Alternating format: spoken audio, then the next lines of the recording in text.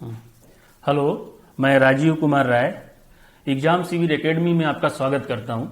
Exam शिविर academy एक ऐसा यूट्यूब चैनल है जिसपे आपको मैथमेटिक्स के बेहतर कॉन्सेप्ट दिए जाएंगे, चाहे वो एग्जाम बैंक का हो, रेलवे का हो, एसएससी का हो, सीसैट का हो जो यूपीएससी में आते हैं, चाहे वनडे एग्जाम हो, चाहे स्टेट सर्विस के कोई भी एग्जाम है, जिसमें भी मैथमेटिक्स आता है उसमें आपको मैथमेटिक्स के बेहतर कॉन्सेप्ट दिए जाएंगे एग्जाम शिविर एकेडमी पर। आप हमारे ऐप को भी डाउनलोड कर सकते हैं। ऐप का नाम है moobisala.com, MOBISHAALA sala.com। आप यहां से भी डाउनलोड कर सकते हैं। ऐप डाउनलोड करने के बाद आप उसमें बेसिक इंफॉर्मेशन फिल करें और उसके बाद आपको इंस्टीट्यूट का कोड पूछेगा उसमें, तो इंस्टीट्यूट को कोड देने के लिए आपको moobisala.com पे जब रजिस्टर करेंगे इंस्टीट्यूट का कोड पूछेगा तो आपको लिखना है exam EXAM without any gap 4218। जैसे ही आप इस कोड को इंटर करेंगे आप सीधे एग्जाम शिविर एकेडमी पे चले आएंगे। आप चाहे moobisala.com से डायरेक्ट मुझे लाइव देख सकते हैं, चाहे आप एग्जाम शिविर एकेडमी यूट्यूब चैनल से भी आप मुझे लाइव देख सकते हैं। अच्छा, मेरे बारे में, मेरी qualification MTech honours, 4 year teaching experience in mathematics. I taught different institute in different syllabus like bank, SSC, railway and other one day competitive exam. मैं आपको यहाँ पर सिर्फ और सिर्फ मैथमेटिक्स पढ़ाऊंगा, अदर सब्जेक्ट भी यहाँ पर आपको पढ़ाए जाएंगे, बट मैं अभी आपको मैथमेटिक्स पढ़ाऊंगा। अच्छा, मैथमेटिक्स पढ़ने के लिए हमें हर एग्जाम के बारे में उसके सिलेबस को जानना बहुत जरूरी होता है कि सिलेबस क्या है, कैसे है। बिना सिलेबस जाने हम सही अप्रोच नहीं कर पाएंगे, क्योंकि किसी को हराने के लिए हमें उसके बारे में जानना पड़ता है। तो हमारा कंपटीशन हमारे एग्जाम से है।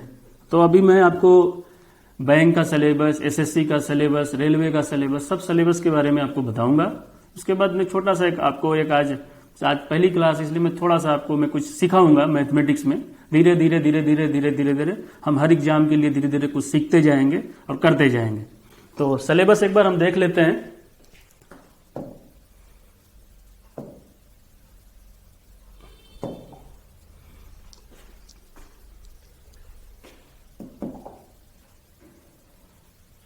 ये बैंकिंग का सिलेबस है। बैंकिंग के सिलेबस में हम देखते हैं कि सबसे पहला टॉपिक हमारा बैंकिंग में जो प्री लेवल में, प्री में तो ये मस्ट है, ये आना ही, चाहे क्लर्क में आए, चाहे पीओ में आए। पी में चाहे एसबीआई पीओ हो, चाहे एसबीआई क्लर्क हो, आईबीपीएस पीओ, आईबीपीएस क्लर्क हो, आरआरबी पीओ, आरआरबी क्लर्क हो, ये टॉपिक तो आना ही आना है, सिंप्लीफिकेशन और अप्रोक्सीमेशन। सेकेंड टॉपिक है नंबर सीरीज। नंबर सीरीज है, सेकेंड टॉपिक है। और नंबर सीरीज में भी 2 टाइप के क्वेश्चन पूछे जाते हैं। जो पुराने बच्चे उनको पता होगा कि क्या क्या, नए बच्चों के लिए मैं बता दूं जिनको कुछ नहीं पता है कि सिलेबस बैंकिंग होता है। एक्चुअली क्या होता है कि नोटिफिकेशन में इन्होंने बता देते हैं कि प्री में 30 क्वेश्चन इंग्लिश के रहेंगे, 35 क्वेश्चन मैथ के रहेंगे, 35 क्वेश्चन रीजनिंग के रहेंगे, 20-20 मिनट का टाइम डिफाइन कर देते हैं। बट ये लोग सिलेबस नहीं बताते, ये सिर्फ लिख देते हैं ये टॉपिक का, ये सब्जेक्ट आएंगे, मैथ आएगा, रीजनिंग आएगा, इंग्लिश आएगा, जीके जीएस आएगा, जनरल अवेयरनेस आएगा, कंप्यूटर अवेयरनेस आएगा, बट उसके भीतर का डेप्थ नहीं बताते। एसएससी में हालांकि डिफाइन कर देते हैं एसएससी में कि बैंकिंग मैथमेटिक्स का सिलेबस क्या है, रीजनिंग का क्या है, जीएस का सिलेबस क्या है, इंग्लिश का क्या है, बट बैंक में नहीं है। इसलिए मैं बैंक के सिलेबस को आपको बताना चाहूंगा कि बैंक का सिलेबस क्या है।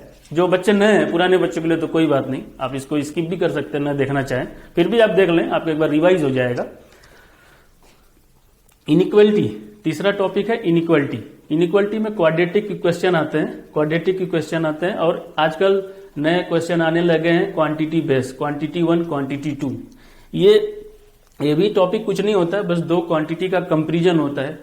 आजकल मैथमेटिक्स के अरिथमेटिक्स चैप्टर से जो परसेंटेज है, रेशियो, प्रोपोर्शनल, पार्टनरशिप, एवरेजेज, इनके टॉपिक से 2 क्वांटिटी दे देंगे, 2 वैल्यू निकल के आएगी, उसमें पूछ देंगे कि वैल्यू 1 बड़ी है कि छोटी है, बराबर है, इस सब के बारे में बताया जाता है। तीसरा आपका है टॉपिक परसेंटेज। अच्छा, परसेंटेज टॉपिक को आप डिनाई या नेग्लेक्ट नहीं कर सकते, इसलिए आप नहीं कर सकते क्योंकि परसेंटेज जो है वो बेस है आपके मैथमेटिक्स का। विदाउट परसेंटेज आप कुछ नहीं कर पाओगे, क्योंकि हर जगह परसेंटेज का कॉन्सेप्ट आना ही आना है। उसके बाद आता है रेशियो प्रोपोर्शन। रेशियो प्रोपोर्शन भी बहुत इंपॉर्टेंट है। एवरेज हो गया, ये मैं बैंकिंग के सिलेबस की बात कर रहा हूं। एवरेज हो गया, एज बेस्ड क्वेश्चन हो गया कि राम की एज इतनी है, श्याम की एज इतनी है, राम की माँ की एज इतनी है, पिता की एज इतनी है, ऐसे क्वेश्चन आएंगे। फिर हमें एज निकालने होंगे। इसमें भी कई टाइप के क्वेश्चन आते हैं कि जब बच्चा पैदा नहीं हुआ था तब उस टाइम फैमिली की एवरेज थी, जब पैदा हुआ उस समय एवरेज की, तो कई टाइप के होते हैं। वैरायटी आपको, आप कॉन्सेप्ट समझोगे तो फिर क्वेश्चन करने में आपको कोई दिक्कत नहीं होगी। अच्छा, उसके बाद आपका आता है क्या, प्रॉफिट एंड लॉस आता है, सिंपल इंटरेस्ट आता है, कंपाउंड इंटरेस्ट आता है, मिक्सचर एलिगेशन आता है। अच्छा, मिक्सचर एलिगेशन वही बच्चा समझ पाएगा जो एवरेज का कॉन्सेप्ट समझ, क्योंकि एवरेज का ही एडवांस वर्जन मिक्सचर एलिगेशन आता है। क्योंकि एवरेज भी जब हम पढ़ते हैं उसमें वेटेड एवरेज का कॉन्सेप्ट आता है, उसी से ये मिक्सचर और एलिगेशन निकल के आया है। अगर आपको एवरेज समझ में आएगा तो मिक्सचर एलिगेशन कर लेंगे, और मैं बताऊंगा कि मिक्सचर और एलिगेशन का कॉन्सेप्ट किस किस टॉपिक में लगाया जाता है। इसके बाद आपका आएगा टाइम एंड वर्क आएगा, पाइप एंड सिस्टर्न आएगा। टाइम एंड वर्क और पाइप एंड सिस्टर्न हम हालांकि है एक ही टॉपिक का, बट अलग अलग लोग पढ़ते हैं, इसलिए अलग अलग क्वेश्चन तो अलग अलग ही आते हैं। हर चीज कॉन्सेप्ट जो टाइम एंड वर्क में लगाओगे उसमें भी वही चीज होता है। टॉप चैप्टर का नाम चेंज है, बस कॉन्सेप्ट सेम लगेगा। उसमें बंदे की इफिशियंसी इतनी होगी, यहाँ पर एक नल से इतना पानी गिरेगा, दूसरे नल से, बस वहां पर भी इफिशियंसी का ही कॉन्सेप्ट है। फिर time speed distance, question based on train, boat and stream. Time speed distance से ही ये ट्रेन और बोट एंड स्ट्रीम निकला हुआ है, हालांकि है एक ही चीज, फिर भी हम अलग अलग इसको पढ़ेंगे ताकि कॉन्सेप्ट और क्लियर हो। उसके बाद परमुटेशन, कम्बिनेशन और प्रोबेबिलिटी। प्रोबेबिलिटी पढ़ने के लिए आपको परमुटेशन, कम्बिनेशन आना ही चाहिए। आप डायरेक्ट प्रोबेबिलिटी पे जाओगे समझ में आएगा नहीं कि चल क्या रहा है, what is happening inside there. उसके बाद आपका एक टॉपिक आता है मेंसुरेशन, 2D में पढ़ेंगे हम, 3D में पढ़ेंगे। 2D का मतलब ऐसा जिसके एक्स और वाई एक्सिस होते हैं, 3D का मतलब एक्स वाई जेड एक्सिस होते हैं। मतलब 2D मतलब जिसको आप प्लेन पेपर पे ड्रॉ कर सकते हो, 3D का मतलब जो प्लेन पेपर पे आप ड्रॉ नहीं कर सकते। हाँ, हम दिखाने के लिए हम दिखाते हैं प्लेन पेपर पे, हालांकि वो होता नहीं है। 3D का मतलब स्पेस लेता है, स्पेस में उसकी एक्सिस होती है। उसके बाद डेटा इंटरप्रिटेशन, बैंकिंग का सिलेक्शन लेने के लिए अगर सबसे इंपॉर्टेंट अगर टॉपिक है तो डेटा इंटरप्रिटेशन। बिना डेटा इंटरप्रिटेशन के आपको बैंकिंग आपका निकलेगा ही नहीं, यूं अगर मैं कहूं तो इसमें भी हम क्या क्या चीजें, एसएससी में सब चीजें थोड़ी कम आती हैं, आती भी तो बहुत हल्के लेवल की आती है, लेकिन बैंक में इसका बहुत बड़ा, बैंक में इसका डेप्थ नॉलेज अगर है आपको तो आप इसको बैंकिंग अच्छे से आप निकल जाए और आपकी कट ऑफ भी ज्यादा जाएगी। मतलब आपके नंबर ज्यादा जाएंगे तो सबके नंबर ज्यादा, कट ऑफ भी ज्यादा जाएगी। जैसे बार ग्राफ पढ़ेंगे, इसमें लाइन ग्राफ पढ़ेंगे, पाई चार्ट पढ़ेंगे, राडार ग्राफ पढ़ेंगे, टेबुलर डीआई पढ़ेंगे, मिक्स्ड डीआई पढ़ेंगे, मिसिंग। आजकल क्या होगा, डीआई के कुछ डेटा होंगे, कुछ डेटा मिस होंगे, ऊपर इंफॉर्मेशन दी होगी, उसमें से हमें पता करना होगा कि यहाँ पर एक्चुअल में क्या आएगा। ये मिसिंग डीआई होता है। मैं जब आगे पढ़ाऊंगा तो आपको बताऊंगा कि मिसिंग डीआई में क्या क्या पढ़ते हैं। उसके बाद हम पढ़ेंगे एरिथमेटिक डीआई।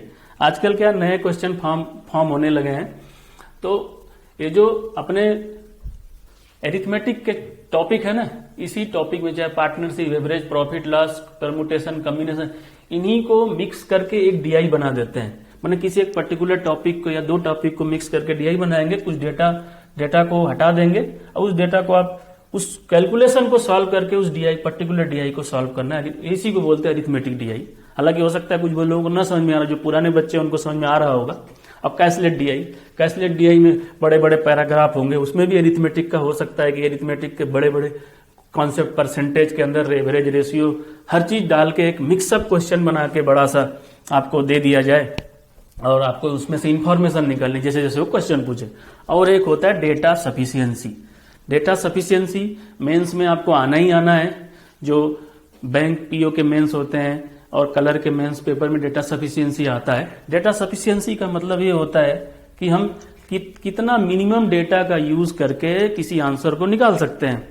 हो सकता है कि एक डेटा का यूज करके आंसर निकाल दें, दो डेटा का यूज करके निकाल दें, तो बताना होता है कि हाँ एक आंसर से डेटा आ गया, दो आंसर से डेटा आ गया, दोनों को मिला के आया या दोनों से नहीं आया, कुछ भी नहीं आया।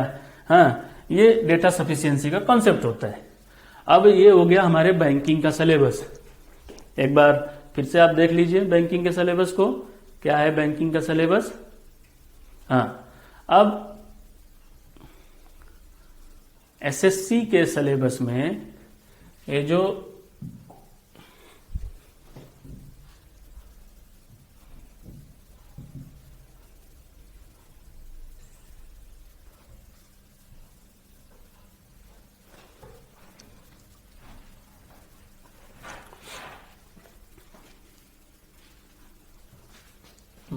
अब एसएससी के सिलेबस में आपका ये जो अपन नंबर सीरीज पढ़ते हैं वहां पर भी, लेकिन वहां पर एक कॉन्सेप्ट आता है नंबर सिस्टम का।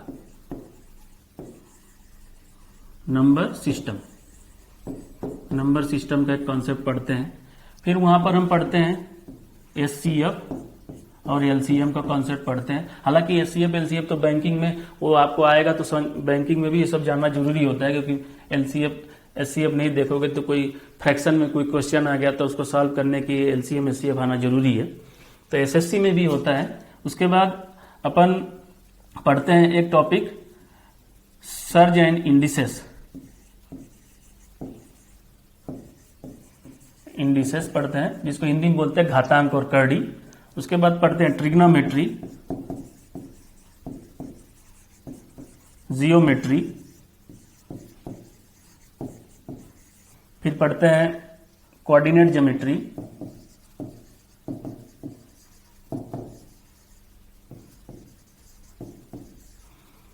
फिर पढ़ते हैं अलजेब्रा। अच्छा, ट्रिग्नोमेट्री का ही थोड़ा सा इसको तो अगर इसके कॉन्सेप्ट को एक्सटेंड करें ट्रिग्नोमेट्री में ही तो ठीक है। इसमें हम एक चीज पढ़ते हैं हाइट एंड डिस्टेंस। यहां से कोई देख रहा है, कोई यहां से देख रहा है, हाँ, उसमें बताना है कि इसकी हाइट कितनी है, परछाई की हाइट कितनी है, तो कोई पिलर की हाइट कितनी है, कोई प्लेन जा रहा है उसका शैडो आ रहा है, इस टाइप के पढ़ेंगे। हम आगे पढ़ेंगे जब ये सब कॉन्सेप्ट पढ़ेंगे। तो ये तो हुआ आपके एसएससी का सिलेबस। बस इसमें एसएससी में ये चीजें एक्स्ट्रा आती हैं, बैंकिंग में ये चीजें एक्स्ट्रा नहीं आती हैं। बस अगर एमटीएस की बात करें, एमटीएस मल्टीटास्किंग स्टाफ की बात करें, तो उसमें number system, HCF, LCM, surge indices आते हैं, ट्रिग्नोमेट्री, जियोमेट्री उतना नहीं आता है। और रेलवे के एग्जाम में ये पूरे सिलेबस, एसएससी का जो सिलेबस है पूरा सिलेबस कवर किया जाता है। यही डिफरेंस है। तो एक बार देख लीजिए। अब हम कुछ आज बेसिक कॉन्सेप्ट के बारे में बात करेंगे।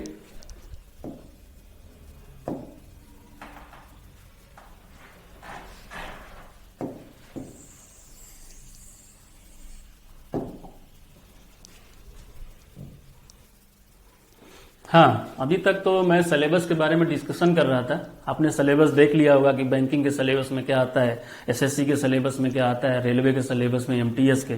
और इवन मैं कहूँ कि अगर किसी स्टेट के वनडे एग्जाम हो रहे हैं उसमें अलजेब्रा, जियोमेट्री, ट्रिग्नोमेट्री के थोड़े थोड़े कॉन्सेप्ट आते हैं, छोटे छोटे, उतने टफ नहीं होते, एसएससी लेवल के छोटे कॉन्सेप्ट होते हैं। क्वेश्चन बोले तो आसान होता है, उतना टफ नहीं होता है। बट आपको एरिथमेटिक टॉपिक आना चाहिए, जो बैंकिंग का एरिथमेटिक टॉपिक है, इवन आपको एसएससी का भी एरिथमेटिक टॉपिक है, वो आपको आना चाहिए। तो अभी मैं बैंकिंग का सिलेबस आपने देखा था, सिंप्लीफिकेशन, अप्रोक्सीमेशन।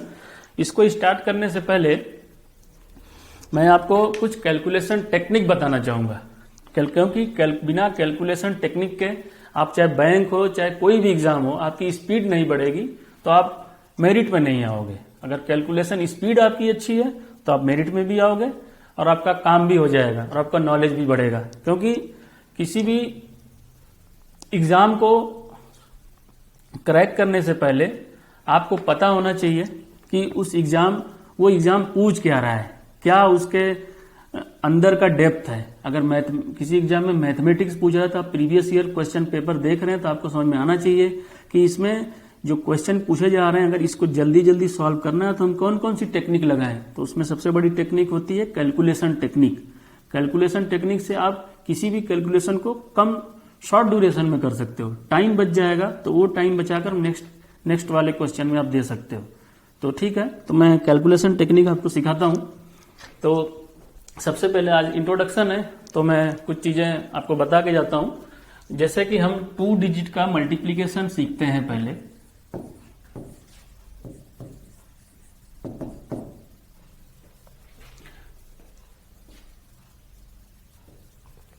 जैसे अब 2 डिजिट का मल्टीप्लीकेशन हम सीखते हैं कैसे। जैसे अगर मैं कहूं 42 और 52 का मल्टीप्लीकेशन करना है, तो एक तो ट्रेडिशन मेथड होता है जो छोटे बच्चों की तरह करते हैं। आप 2 में करोगे, 4 में करोगे, फिर 5 के नीचे लिखोगे, इसके करोगे। तो एक होता है शॉर्टकट मेथड कैसे लगाएंगे अब हम मल्टीप्लीकेशन करने जा रहे हैं। अब ऐसे करेंगे, 2 का मल्टीप्लीकेशन 2 में 4, अब ऐसे 2 का 4 में और 5 का 2 में, फिर इसको ऐड करेंगे। तो 2 चौके 8, 5 दूनी 10, 10 और 8 18, 18 का 8 कैरी 1। अब 5 चौको 20 और 1 कैरी 21। ये आपका 2 डिजिट का मल्टीप्लीकेशन है। अब मैं एक और आपको दिखाता हूं।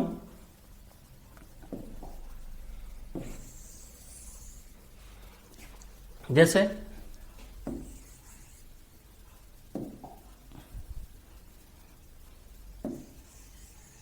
$87 और 85। अब इसका मल्टीप्लीकेशन करना है, तो कैसे करोगे आप? क्या करना है कि 5 का 7 में मल्टीप्लाई करना है। 7 पच्चे 35 का 5 कैरी 3। अब 8 का 5 में करना है। 8 पच्चे 40, 8 पच्चे 40 और 8 सत्ते 56, 40 और 56 96 और कैरी 3 99, कैरी 9। अब हम करेंगे 8 का इसमें। अभी तक तो हमने ऐसे किया, अब हम ऐसे करेंगे। 8 अट्ठे 64 और 9, 64 और 9 कैसे जोड़ेंगे? 64 और 6 70, 3 73। ये हो गया आपका तरीका। एक बार आप देख लें मैंने कैसे किया है, एक बार इसको आप देखें।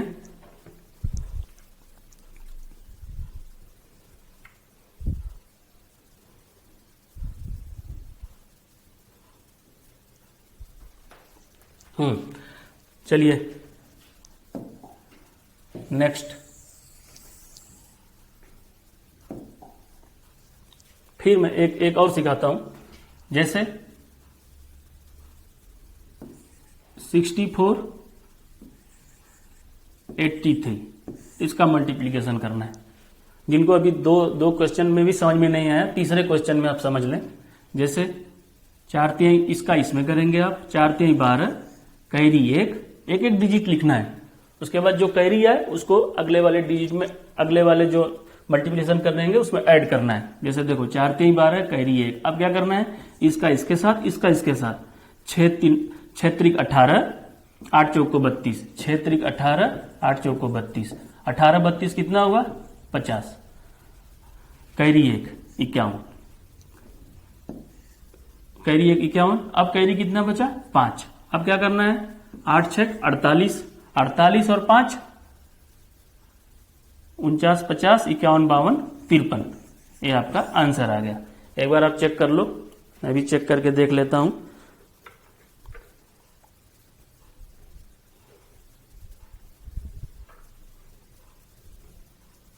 ये आप देख लो एक बार मैंने कैसे किया है।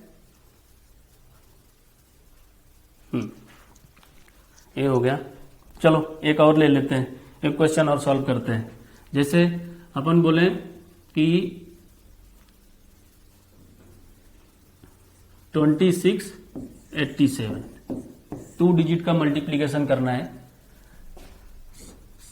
7 6 42, कैरी 4, 7 दूनी 14, 8 6 48, 8 4 12, 4 1 5 और 1 6 62 और 4 66, कैरी 6, 8 दूनी 16, 6 22। देखो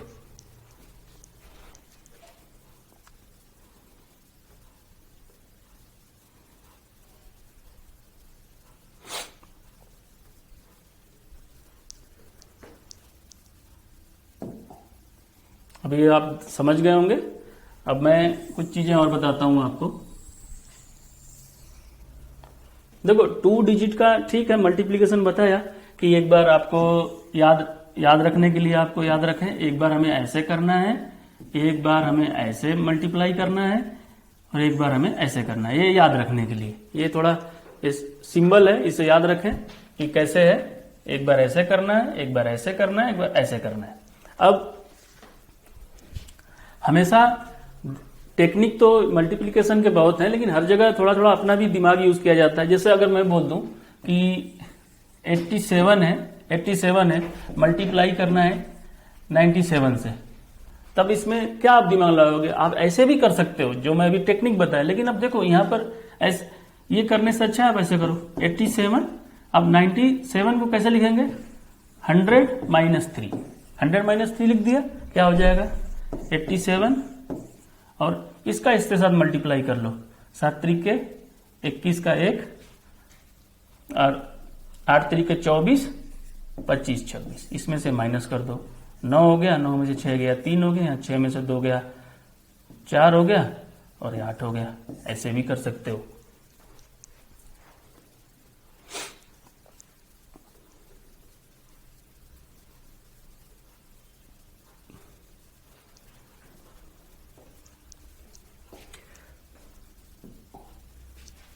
हाँ, आपने देख लिया होगा, समझ में आ गया होगा आपको।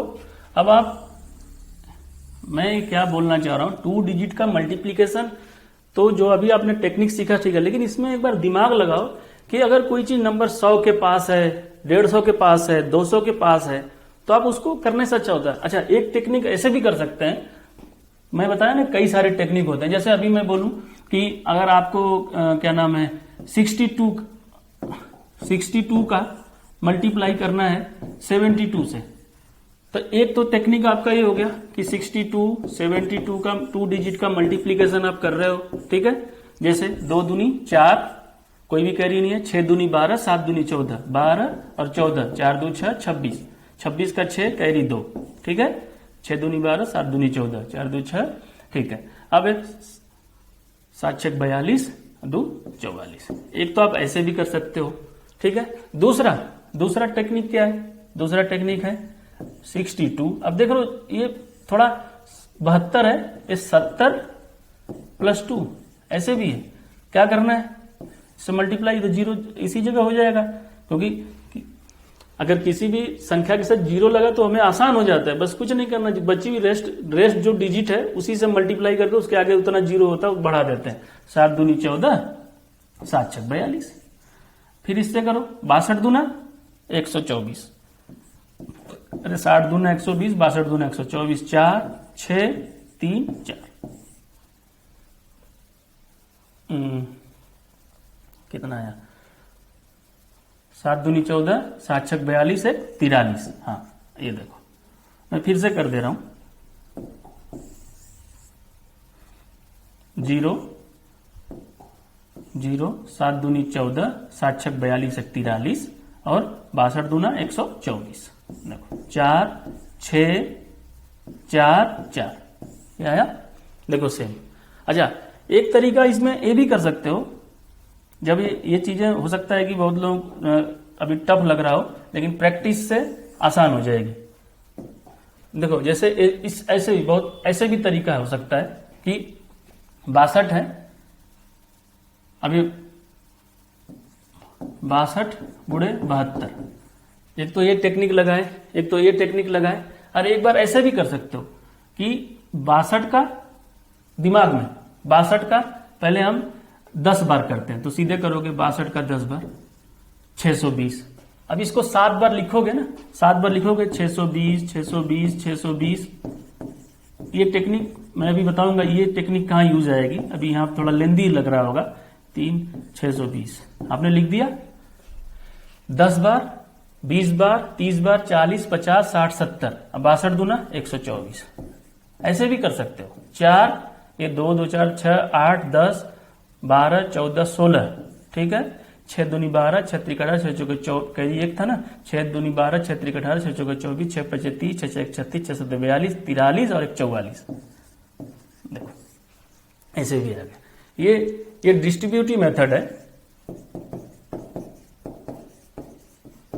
किसी भी मल्टीप्लिकेशन को एडिशन या सब्ट्रैक्शन करके कर देना, ये डिस्ट्रीब्यूटिव मेथड है। आप कभी हाई स्कूल में आप लोगों ने पढ़ा होगा, 10th में पहले सिलेबस में था, 10th में पढ़ाया जाता है जब हम नंबर सिस्टम पढ़ते हैं।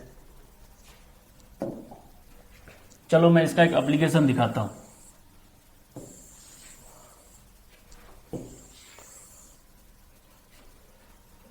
जैसे फिर से एक बार फिर कर लेते हैं, 2 डिजिट में है तो अभी 2 डिजिट की बात करेंगे। अब ले लेते हैं हम 56, ठीक है, मल्टीप्लाई बाई 84। अब क्या करना है, 56 मल्टीप्लाई बाई 84, या तो आप ऐसे करो सीधे, 84 है, अब 56 मैंने भी बताया 50 + 6 लिख दो।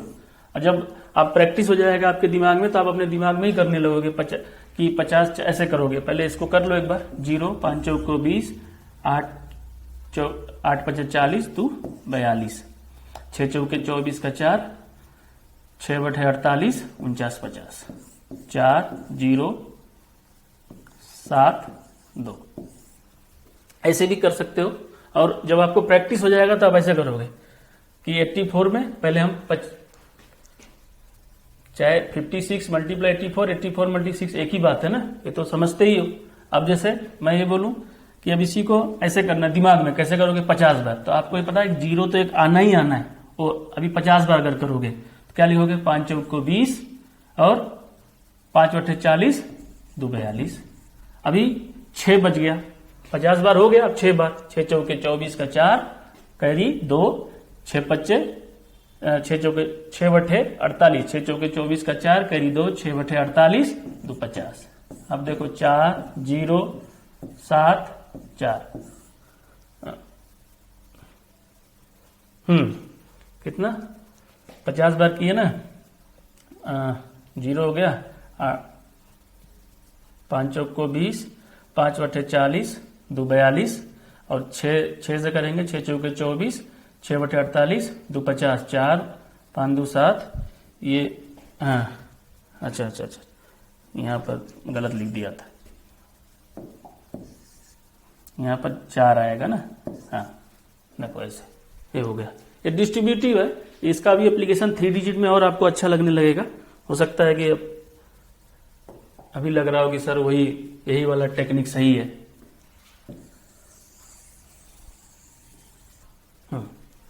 अब देखो 3 डिजिट मल्टीप्लीकेशन कैसे करेंगे।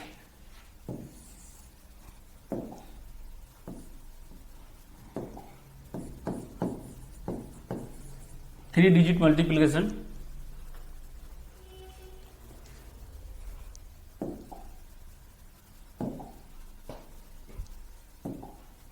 देखो, जैसे मैं अगर बोलूं 524 मल्टीप्लाई बाई 632। अब 3 डिजिट मल्टीप्लीकेशन देखो, एक कैलकुलेशन हो सकता है कि कुछ लोगों को लग रहा है कि सर ये क्या बता रहे हैं, बट एक कैलकुलेशन टेक्निक है। कुछ चीजें देखो, ज्यादा ट्रिक टेक्निक उतना भी सीखने की जरूरत नहीं है, क्योंकि एक बात जान लेना, जब एग्जाम में प्रेशर रहेगा ना तो तुम्हारा ट्रिक टेक्निक सब भूल जाएगा। लेकिन इतनी भी ज्यादा ट्रिक मत सीख कर रखो, खाली इन्फॉर्मेशन अगर यहाँ पर स्टोर करके रखोगे तो प्रेशर बढ़ेगा और कुछ नहीं। उतनी इन्फॉर्मेशन स्टोर करके रखो जितना तुम्हें जरूरत है। तुम ज्यादा शॉर्टकट सब चीजें, तो शॉर्टकट हर, जैसे मैथमेटिक्स में, अब अगर आप अरिथमेटिक में बहुत से शॉर्टकट्स आपको मिलेंगे, मैं भी बताऊंगा आपको, लेकिन हर शॉर्टकट हर क्वेश्चन में नहीं लगा पाओगे। अगर हर क्वेश्चन की शॉर्टकट ढूंढते जाओगे तो फिर एक नया क्वेश्चन आएगा तो फिर कर भी नहीं पाओगे। इतना ही जान लेना। और जो बच्चा ट्रेडिशन मेथड जानता है, जो बेस मेथड जानता है, अगर एग्जाम में कोई क्वेश्चन बोलते हैं ना कि सर गूगली आ गया, एक क्वेश्चन घुमा के आ गया, तो जो बच्चा ट्रेडिशनल मेथड से, बेसिक मेथड से जानता है वो तुरंत कर लेगा। क्योंकि वो ट्रेडिशन मेथड से करने से क्या होता है, ब्रेन जो होता है ना, ब्रेन एक स्ट्रांग पैटर्न पे चलता है, ब्रेन की कैपेसिटी बढ़ जाती है। आप सोचने लगोगे कि चीजें आप कैसे होगा, क्योंकि आप शॉर्ट ट्रिक तो आप सिर्फ रटा रटाई चीजें आप दिमाग में रख लेते हो ना। लेकिन अगर आप बेसिक पता है आपको, तो एग्जाम में अगर कोई घुमा के भी क्वेश्चन आएगा ना तो कर ले जाओगे बेसिक से। लेकिन यहाँ पर कैलकुलेशन की कुछ शॉर्ट, वैसे तो इसमें शॉर्ट ट्रिक्स बहुत है कि 77 से डिवाइड करने का भी शॉर्ट ट्रिक है, 98 से 97 से 90, तो उसका सब जगह शॉर्ट ट्रिक याद रखोगे क्या? उस शॉर्ट ट्रिक से अच्छा है कि तुम ट्रेडिशन मेथड से कर दो। तो जितना तुम्हें मैथमेटिक्स में जरूरत है मैं उतना ही शॉर्ट ट्रिक बताऊंगा जो आपको फायदा होगा, आप प्रैक्टिस करके देखना इसके लिए।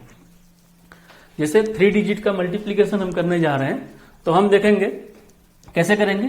4 का पहले 2 में करेंगे, 8 आ गया, ठीक है। अब देखो कैसे करेंगे, इसका इसके साथ, इसका इसके साथ। 2 दूनी 4, 4 3 12, 2 दूनी 4, 4 3 12, 12 4 16। देखो दिमाग में कैसे किया मैं, 4 का पहले 2 में किया 8 आया, अब क्या किया 2 का 2 में किया 4 आया, और 3 का 4 में किया 12 आया गया, 12 और 4 16, कैरी 1। अब क्या करना है देखो ध्यान से, यही समझने वाला है। अब देखो क्या करना है, इसका इसके साथ, इसका इसके साथ, इसका इसके साथ, फिर ऐड करना है। ध्यान से सुनो, पहले अभी क्या किया, इसका इसके साथ किया, आ गया। अब इसका इसके साथ किया, इसका इसके साथ किया, वो लिखे। अब तीसरे स्टेप में क्या करना है, स्टेप 3 में इसका इसके साथ, इसका इसके साथ, इसका इसके साथ। अब क्या करोगे देखो, करो 5 दूना 10, अब 6 चौके 24, 5 दूना 10, 6 चौके 24, 2 3 6। अब कैसे करोगे, 6 4 10, 2 1 3 1 4, 40, 40 का, अब एक कैरी 41, अब 41 में एक कैरी 4। अब क्या करना है देखो ध्यान से, अब मैं तुम्हें नेक्स्ट सिखा रहा हूं। अब देखो, अब क्या करना है, इसका इसके साथ, इसका इसके साथ।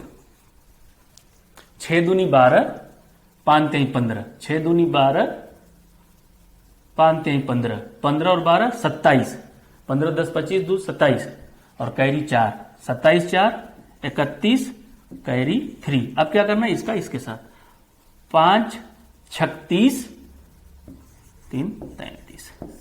एक बार चेक करके देख लो।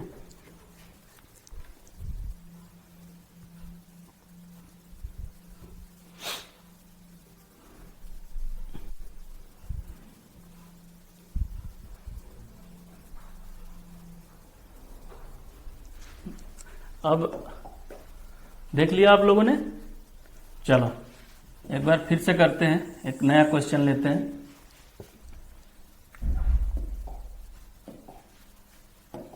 जैसे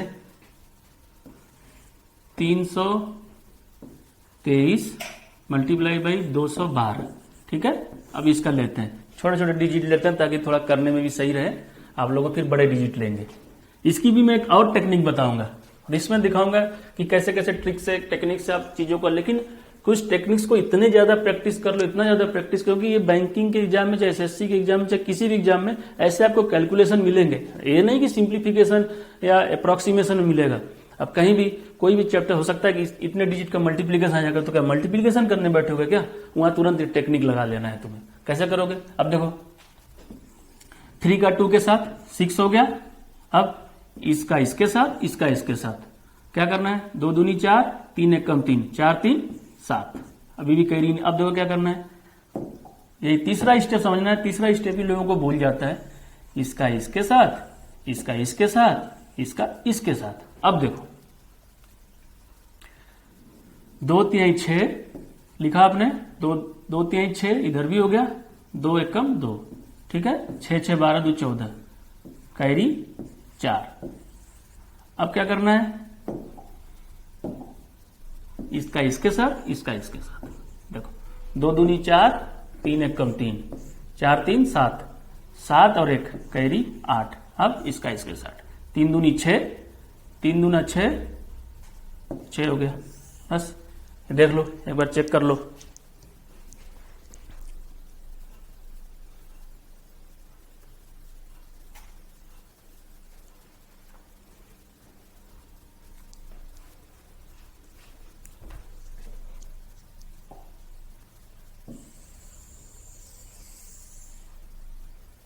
चलो एक और प्रैक्टिस करते हैं।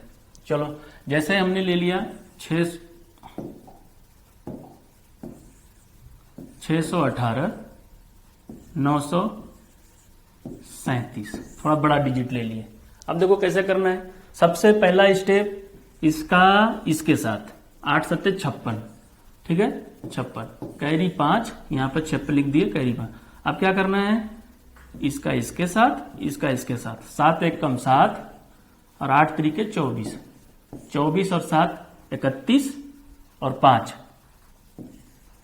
36, कैरी 3। अब क्या करना है, तीसरे स्टेप में ध्यान देना है, ऐसे इसका इसके साथ, इसका इसके साथ, इसका इसके साथ।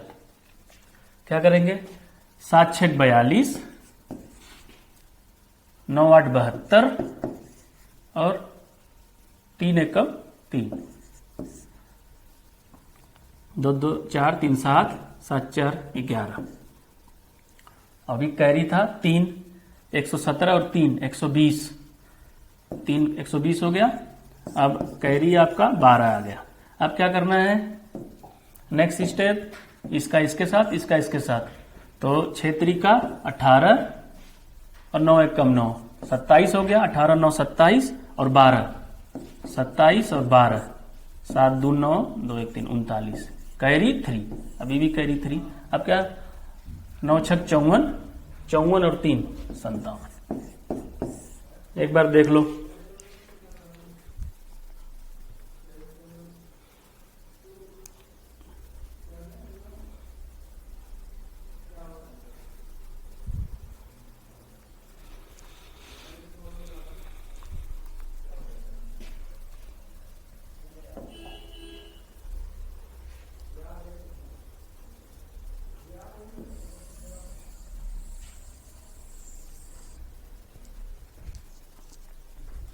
अब हम देखो, इसकी एक टेक्निक और है, matrix method technique, matrix method.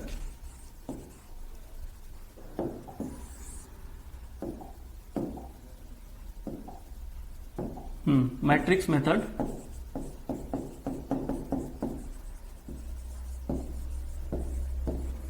Matrix method, matrix method technique से हम देखो कैसे करेंगे। जैसे हम कोई क्वेश्चन है, जैसे हम बोले कि 630 क्या 32 ले लो, 518 ले लो। इसका तो एक टेक्निक तो तुम ऐसे सीख लिए, ऐसे, फिर ऐसे ऐसे, फिर ऐसे सीखे हो, और एक ऐसे ऐसे सीखे हो, और एक ऐसे ऐसे, फिर ऐसे, फिर ऐसे, ठीक है ना। चलो अभी 632 518 लिख लेते हैं।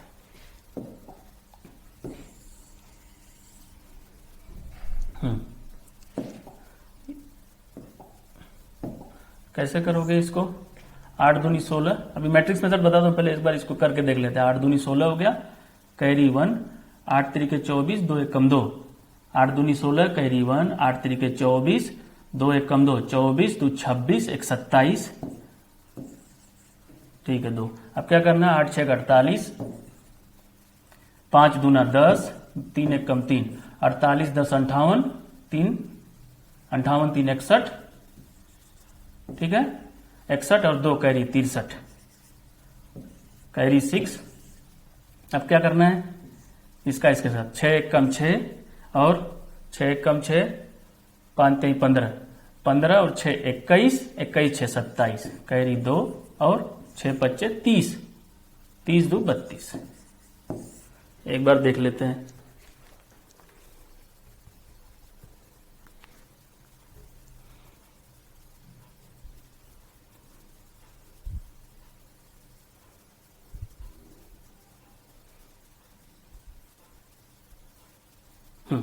ठीक है 32 73 ये हो गया आपका। अब देखो, अब क्या करते हैं, अपन मैट्रिक्स मेथड सीखेंगे।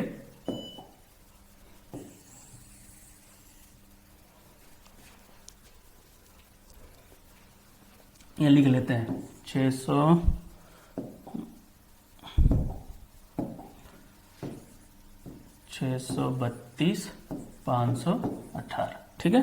अभी मैट्रिक्स मेथड से करेंगे।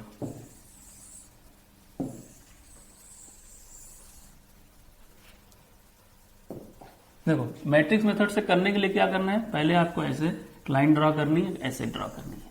अब आपको लिखना है 632, ठीक है, थोड़ा दूर दूर लिखो, सही रहेगा।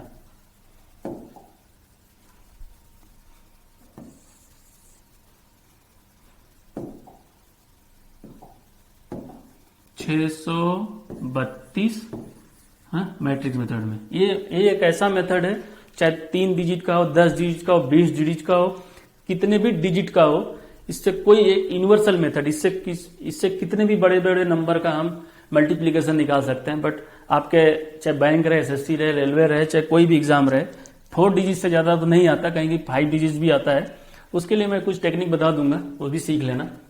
देखो 518 क्या करना है आपको, पहले इसका इसके साथ करो, पूरा लिखो, जो आता है उसको पूरा लिखना है। 6 5 30 पूरा पूरा लिखो, 5 3 15 पूरा पूरा, कहीं कुछ नहीं देना है, कहीं कहीं कुछ नहीं करना है।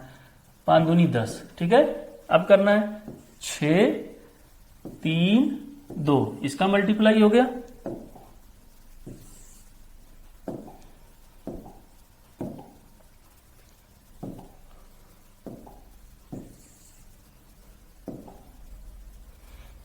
अब देखो फिर करना है 8 6 48, ध्यान से, 8 3 24, फिर देखो 8 दूनी 16, ये हो गया मैट्रिक्स। अब देखो मैट्रिक्स मेथड में क्या करना है, इतना स्टेप किए, पहले इसका इसके साथ, इसका इसके साथ, फिर इसका इसके साथ, फिर इसका इसके साथ, इसका इसके साथ, इसका इसके साथ, इसका इसके साथ, इसका इसके, ठीक है। अब क्या, डायगोनली कट कर दो, ऐसे डायगोनल, डायगोनल बनना चाहिए। अब ऐसा नहीं कि डायगोनल करते ऐसे निकाल दिया, ऐसे नहीं, डायगोनल सीधा सीधा, ठीक है। अब एक ऐड करते जाओ और एक एक डिजिट लिखते जाओ, और जो भी कह रही है नेक्स्ट फॉरवर्ड कर दो। जैसे 16 में आप लिखोगे 6 लिखोगे, सिर्फ कैरी 1, 24 2 26, और जो कैरी आया था एक 27, कैरी 2, ठीक है ना। 48 10 58, 3 61 2 63, कैरी 6, यहां पर कैरी 6, इसके साथ मत जोड़ लेना।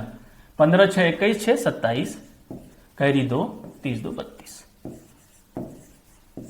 सेम आंसर है।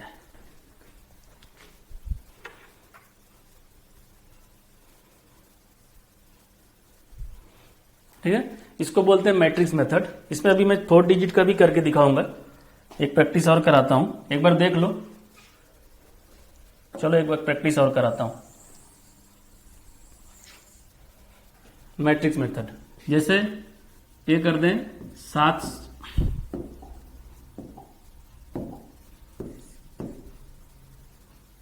7 7 8, ठीक है।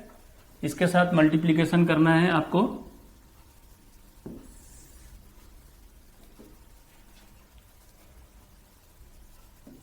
$635 का, ठीक है। मतलब क्वेश्चन आपका ऐसे 778 इंटू 635, आपको ये मल्टीप्लाई करना है, ठीक है। मैट्रिक्स मेथड में क्या करना है, अभी मैंने बताया कि थोड़ा दूर दूर लिखो सबको, ये दूर दूर आपको लिखना है, ठीक है। 7 7 8, अब क्या करना है मैट्रिक्स मेथड में, 6 का इसके साथ मल्टीप्लाई, 7 6 42, 6 7 42, 6 8 48, ठीक है, ऐसे लिख दिए। फिर क्या करोगे, इसके साथ इसका मल्टीप्लीकेशन, 7 3 21, 7 3 21, 8 3 24, फिर 35, इसका इसके साथ, इसका इसके साथ 35, फिर इसका इसके साथ 5 8 40, ठीक है। अब क्या करेंगे, मैंने बताया कि डायगोनली सबको कट कर दो। देखो डायगोनली सबको कट कर दिया तुमने, कैसे कट करेंगे, ध्यान से, डायगोनली कट करने में समझदारी है। आप डायगोनल कट करोगे तो ही आपका आंसर आएगा। अब देखो क्या करना है, 40, एक एक डिजिट लिखते जाना है, कैरी नेक्स्ट वाले फॉरवर्ड कर देना, 40 कैरी 4, ठीक है। अब देखो 35 और 24, 35 और 20 55, 4 59, 4 63, 35 20 55, 4 59, 4 63, कैरी 6, ठीक है। अब देखो 35 20 55, एक 56, 56 56 और 40,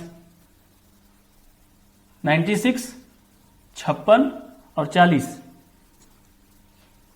96 अभी और 8 है, 96 और 8 104 और 6 110, कैरी 10। अब देखो 21 दूनी 42, 21 63, 10 73, कैरी 7, 42 और 7 49। Is your answer.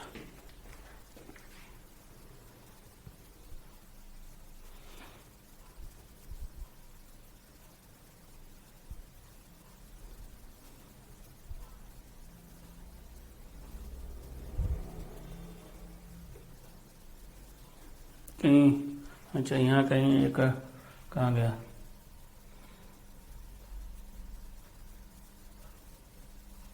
हाँ 63 10 73,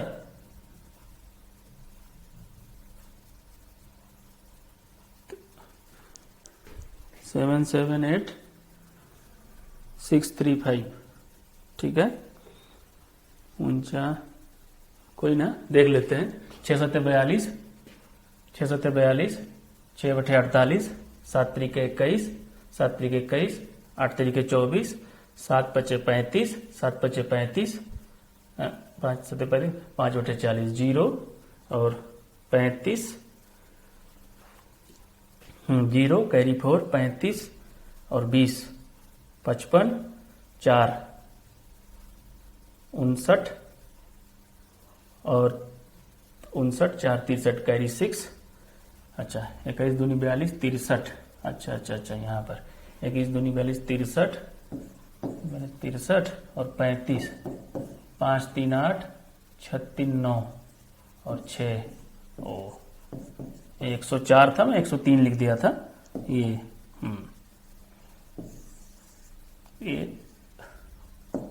4 आएगा, ठीक। अब सही है, ठीक है। वो कैलकुलेशन में हो गया था, वो तो आप भी समझ सकते हो।